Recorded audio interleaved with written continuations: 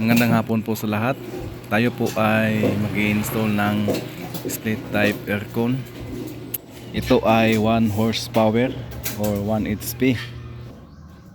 Sukatin nating bahagya para eksaktuhan ang butas, para walang pabalik-balik.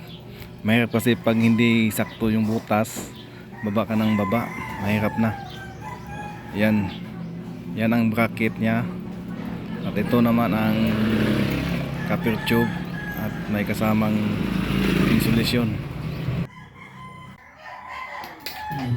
Lagyan natin ng wire at huwag kalimutan ang tanda, dahil once magkamali mahirap na, hindi na maibalik yung unit.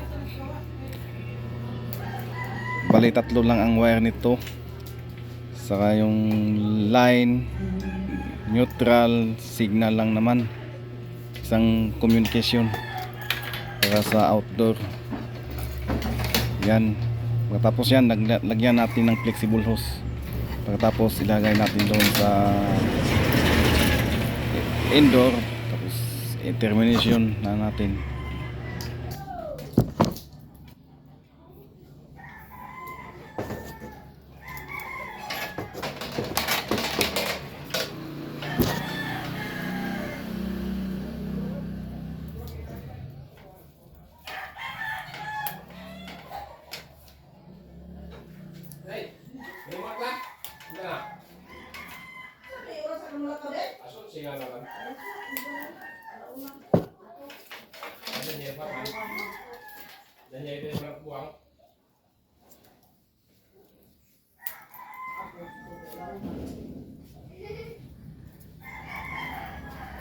Ay, tatay mo.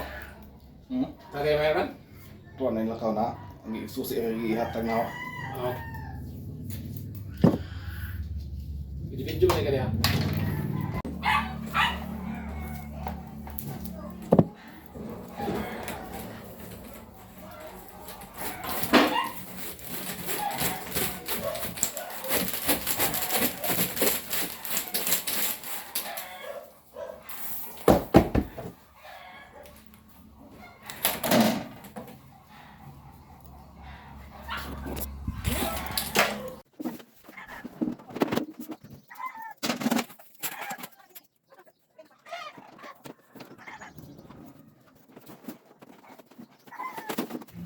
Yan, buksan natin yung indoor, buksan natin yung terminal block, doon natin ikakabit ang wire. Huwag natin kalimutan, dapat kailangan parehas-parehas yung termination niya. Line 1 to line 1, neutral to neutral, communication, kailangan hindi yan magkabaliktad.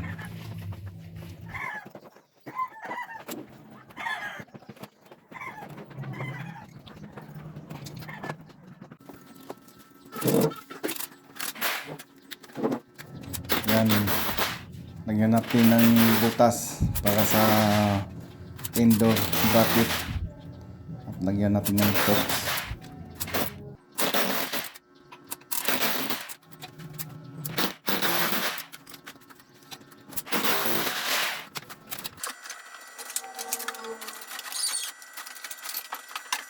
Kailangan saktuhan talaga yung butas niya para isahan lang, wala nang pabalik-balik.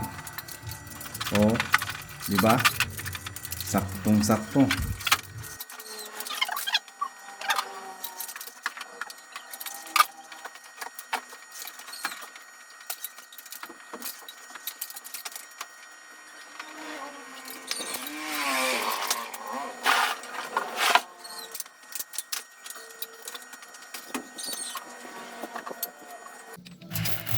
Yan ay bracket para sa outdoor, kailangan nakalibel.